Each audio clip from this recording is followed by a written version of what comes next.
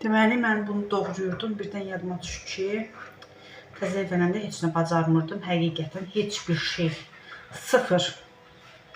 Sonra yoldaşım, Allah onun canını sağ eləsin, hər şeyi mənə öyrətdi. Necə toyuq doğranılır, necə kəsilir, necə bıçaq istənilir. Çünki mən işləmişəm və oxumuşam, yenə evdə çox tapılmırdı.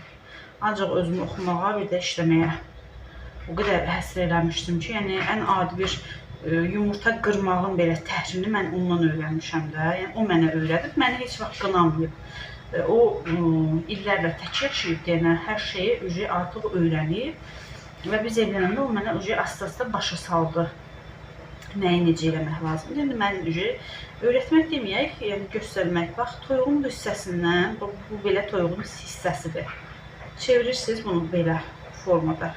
Bu hissəsindən bıçağı kəsirsiniz. Gördünüz, bax, bu hissədə sümük dayanır. Belə birləşik bir-birinə sümük dayanır. Və görürsünüz, bax, qırıldı. Şimdi bıçağı koyursunuz buradan. Bir dənə oturuşla. Bu da qaldı tam. İndi bunu da yarıdan böləcək. Çünki mən balaca yeməyi daha çox sevirəm. Bunun hissəsini çıxardırır. Yəni burada da heç nə yoxdur. Bunu da elə bir birləşik halında sümükdən böldünüz. Qutardı getdi. Bunu da dərisini çıxardaraq. Əlim çox buzlu deyənə nə dərisini çıxarda bilmirəm, nə bir şeyini.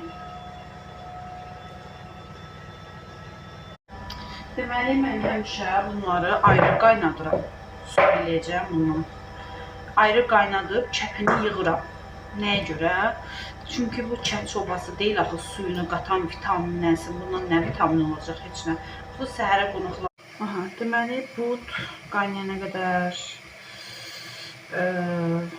salça deyək, açılana qədər, yaxşılan qovrulana qədər biz də kartuşkalarımızı soyaq.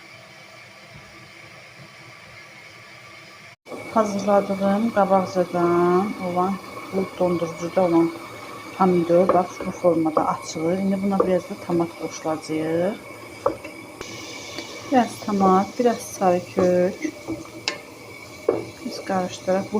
Bax bu suyu tulluyuruq. Kət çorpası olsaydı, bunun suyunu saxlayardım. Ancaq broiler olduğuna görə bunun suyu tullanmalıdır. Yəni, sup edəndə buna təmiz su tökəcəyik və qaynanmış suyu atırıq. Ancaq